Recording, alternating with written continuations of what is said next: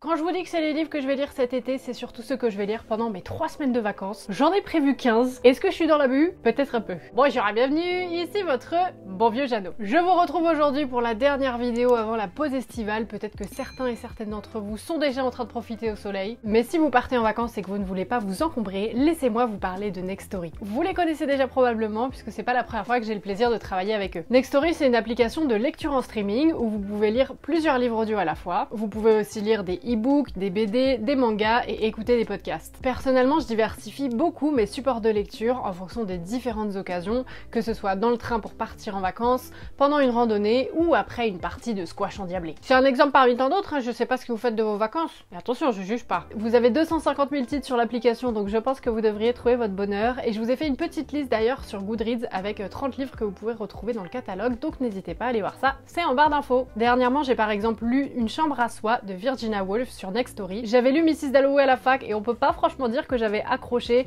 mais là j'ai vraiment beaucoup aimé. C'est un livre qui s'interroge sur la place des femmes dans la littérature et des conditions nécessaires pour qu'elles puissent se consacrer à l'écriture. Si vous voulez tester Nextory, l'abonnement est à 9,99 € par mois, vous avez 45 jours d'offert, donc ça vous permet de bien tester l'application. Une fois de plus, ma team Jeannot, vous avez toutes les informations juste en dessous, donc n'hésitez pas à aller faire un petit tour, et merci beaucoup à Nextory de soutenir la chaîne. Concernant mes lectures de l'été, vous allez le voir, il y a plein de choses différentes, je suis très contente. Bon, on reste quand même sur de la fiction parce que j'ai lu pas mal de non-fiction pour une vidéo d'ailleurs qui sortira à la rentrée. Et on va commencer par un classique. Il y en a un seul dans cette pile à lire, voilà, c'était pour l'honneur. Est-ce que je vais le lire ou pas?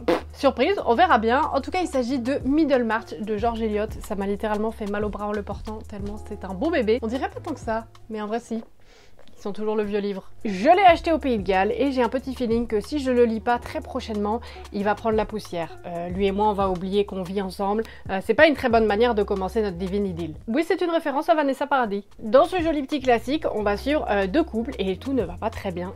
Apparemment, il y a beaucoup de descriptions dans ce livre. Donc voilà, on n'est pas sur un roman d'action, mais en même temps, le sous-titre de ce livre, c'est Études de la vie de province. Donc bon, on s'y attend. Écoutez, j'ai envie de lui donner sa chance. Je me vois bien le lire au parc. Ensuite, en lecture qui sont parfaites pour les vacances d'été, j'avais d'abord Comme un roman d'été de Emily Henry. Rien qu'au titre, tout ça là, ça sent bon le monoeil et l'amourette saisonnière. On va suivre deux auteurs, d'un côté Augustus qui écrit de manière très sérieuse et de l'autre January qui n'arrête pas d'écrire des romances best-sellers. Ils sont donc si proches mais si loin, avec d'un côté un mec qui fait vivre des fins complètement tragiques à ses personnages et de l'autre un petit rayon de soleil qui adore les fins heureuses. C'est fou parce que dit comme ça résume à peu près les deux genres littéraires que je lis. Leurs destins vont se croiser et ils vont donc chacun se lancer un défi, celui d'écrire un livre dans le style de l'autre. Elle va devoir écrire un grand roman littéraire. Je vous mets les petites guillemets parce que c'est le résumé de livre, vous vous doutez que j'apprécie pas trop ce genre de termes. Et lui, il va devoir écrire une comédie sentimentale. Il doit finir ça avant l'été et forcément, il ne se doute pas qu'il va y avoir des sentiments amoureux qui vont se développer. Ça a l'air tout mignonnet, j'ai envie de redonner quand même une chance à Emily Henry parce que j'avais eu un de ses livres, voilà, pas un énorme coup de cœur, je me suis plutôt ennuyée. On va tenter, je vous en parlerai probablement sur Instagram,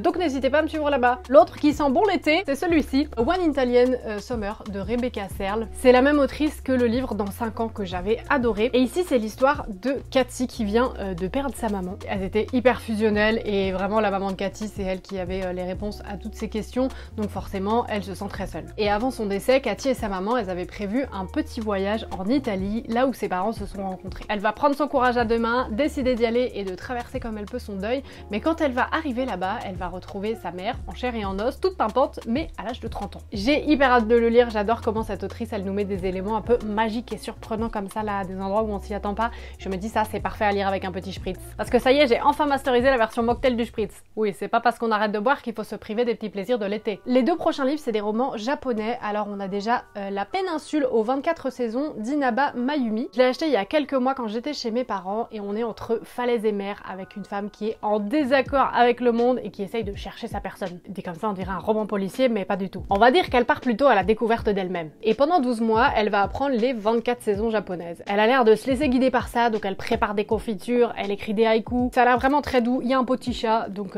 moi j'ai envie de le lire, tout simplement. Le deuxième roman, c'est un service presse, c'est moi qui l'ai demandé, vous le savez, j'en demande pas beaucoup, mais là ça avait l'air trop bien, trop cocooning. Il s'agit de Un jeudi saveur chocolat de Michiko Aoyama. Une fois de plus, un petit chat. En plus, je peux l'admirer sans réveiller mes allergies, ça c'est trop bien. Nous sommes à Tokyo dans un petit café où toutes les semaines se rend une mystérieuse habituée. On l'appelle Madame Cacao puisqu'à chaque fois qu'elle vient, elle demande un chocolat chaud et après elle fait un truc un peu énigmatique, elle se pose pour écrire une lettre. Le serveur est toujours hyper intrigué par cette madame jusqu'au jour où elle va éclater en sanglots dans son café. Dit comme ça ressemble beaucoup à tant que le café est encore chaud, il y a plein de tranches de vie qui s'entremêlent, mais voilà, ça a l'air tout mignon. Après nous avons 3 livres que m'a recommandé ma maman. Vous savez, moi quand ça vient de quelqu'un que j'aime, je réfléchis pas vraiment. Mon entourage, c'est mes influenceurs préférés. Hop là, je vais enlever ce petit marque-page. Et le premier dont elle m'a parlé, c'est La chef, roman d'une cuisinière de Marie Ndiaye.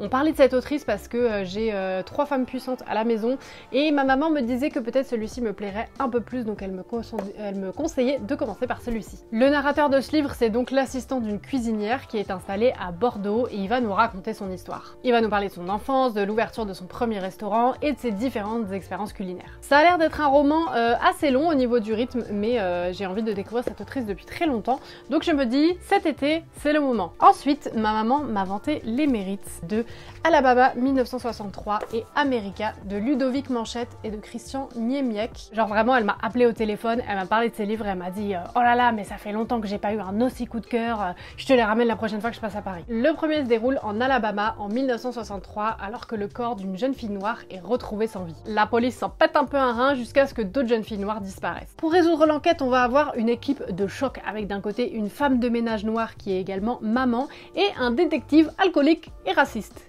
Oui, dit comme ça, c'est mal parti. En tout cas, il paraît que c'est très bien écrit. Ma maman a adoré et elle m'a aussi recommandé celui-ci. C'est pas la suite, mais on est un peu dans le même délire, vous allez voir, qui s'appelle America. Cette fois, on est à Philadelphie en 1973 et Amy n'a plus de nouvelles de sa sœur depuis un an. Elle serait partie à Los Angeles pour tenter sa chance au manoir Playboy et donc sa sœur va traverser les États-Unis pour essayer de la retrouver. Comme dans le premier livre, on est sur fond historique, donc là, on va avoir la guerre du Vietnam, le scandale du Watergate. Donc voilà, j'espère que ça va me plaire autant que ça a plu à ma maman. Ensuite, j'ai un livre, il me fait un peu de la peine, j'ai pas réussi à le mettre dans une catégorie, il est un peu tout seul. Enfin, en vrai, il fait penser à un livre dont je vais vous parler après. Mais bon, vous allez voir. Retour en France avec La Tour de Doan Buie qui se passe aux Olympiades dans le Chinatown parisien. On va suivre une famille qui a quitté le Vietnam après la chute de Saigon et qui s'est installée en France dans les années 1970. On a d'un côté Victor, le papa qui adore utiliser l'imparfait du subjonctif et qui est très fan de Victor Hugo. Et d'un autre côté, Alice qui adore Justin Bieber mais qui déteste Mitterrand. Ensemble, ils ont une fille, Anne-May, qui a grandi en ayant envie d'être une véritable française.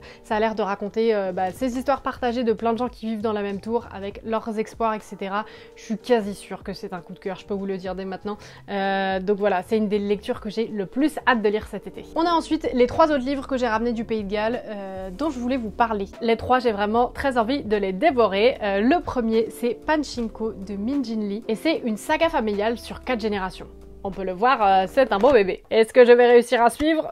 Bonne question, on verra bien. Le récit commence dans les années 1930 dans un petit village coréen. Sunja est jeune et elle va tomber amoureuse d'un riche étranger. Il va la courtiser comme jamais, lui dire quelques mots d'amour et bim bam boum, Sunja elle les croque-love. Et c'est lorsqu'elle tombe enceinte qu'elle apprend que son amant, il est marié le couillon, à la boulette. Elle va donc devoir choisir entre devenir une seconde épouse ou couvrir sa famille de déshonneur. Sunja, ça l'inspire pas plus que ça, alors elle va choisir une 3e voie. Elle va épouser un pasteur chrétien qu'elle connaît à peine et ils vont partir ensemble pour une nouvelle vie au Japon. Cet exil, c'est donc le point de départ de notre histoire et on va suivre cette famille pendant 8 décennies. Il y a de quoi faire, je pense que ça va être une lecture marquante. En plus, si j'aime bien, je pourrais enchaîner sur l'adaptation en série, c'est vraiment super. Un autre livre que j'ai acheté au Pays de Galles, Theatre of Marvels de Liane Dilsworth. Cette fois, on est dans un théâtre à Londres pendant l'époque victorienne et vraiment on y trouve des performances dignes de mes années cirque. Les foules se retrouvent au théâtre Krillik Variety pour découvrir la vedette du spectacle, le grand guerrier d'Amazonie. Sauf qu'en fait, c'est une performance et derrière il y a Zilla, une actrice métisse. Et elle va mener l'enquête après qu'une actrice avec qui elle travaille au théâtre soit portée disparue. On va donc découvrir Londres à travers ses yeux et comment elle essaye de s'émanciper. J'ai lu quelques pages, ça a l'air vraiment bien et clairement, une fois de plus, la couverture a eu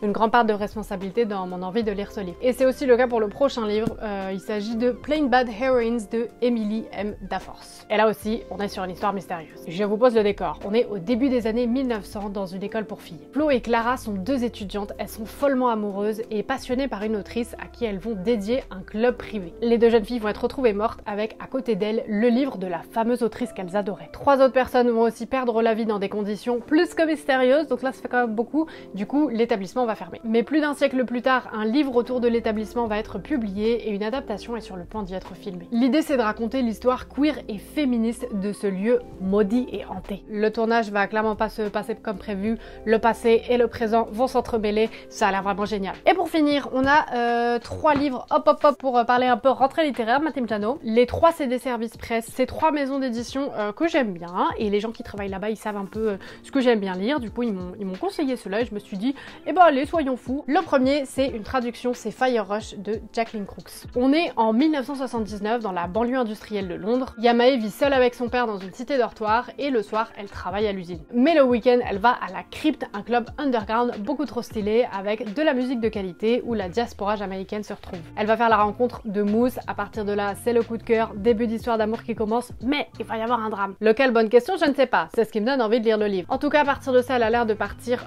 en quête d'elle-même et de ses origines.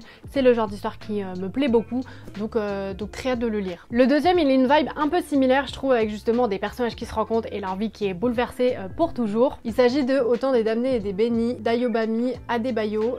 Pareil, c'est une traduction. On va suivre Eniola qui a 16 ans et qui fait son maximum pour amener de l'argent à la maison depuis que son père a perdu son travail, mais il continue de rêver d'une meilleure vie. Et lorsque des violences éclatent au cœur du Laos, il va rencontrer Uraola. Elle est médecin et vient d'une famille riche. C'est un livre pour lequel j'ai pas mal d'attentes, je sais que c'est jamais très bon, mais on verra, pareil, je vous en parlerai sur Instagram. Et pour finir, le tout dernier livre, c'est un premier roman qui a été publié chez Albin Michel, parce que je suis allée à la rentrée littéraire, ils m'ont invitée, et à cette occasion, l'une des éditrices m'a conseillé très fortement Le Diplôme d'Amaury Barthès. On a d'un côté Nadia, une jeune femme brillante qui a tout pour réussir, sauf le fameux diplôme, et de l'autre, un professeur en banlieue complètement désabusé qui va l'aider, mais de ce que j'ai compris, tout a un prix dans la vie, donc voilà, ça va être un peu le bazar. Il aborde plein de sujets, que ce soit la méritocratie, le dysfonctionnement des grandes écoles, il faut que ce soit bien traité. Donc je suis très curieuse de voir comment c'est abordé. Je sens que soit je vais l'adorer, soit je vais le détester. Moi, vous me connaissez, je suis une passionnée. C'est donc tout ce que j'avais pour vous aujourd'hui, ma team Jano. J'espère vraiment que cette vidéo vous aura plu. Merci beaucoup à Nextory pour cette collaboration rémunérée. C'est toujours un plaisir de vous montrer des méthodes pour lire des livres sans se casser le dos ou la cheville. Ah non, c'est trop tôt pour ce genre de blague. N'hésitez pas dans les commentaires à partager vos lectures d'été. Je vous souhaite de très belles vacances. J'ai très hâte de vous lire. Et puis moi, je vous dis à très vite dans une prochaine vidéo.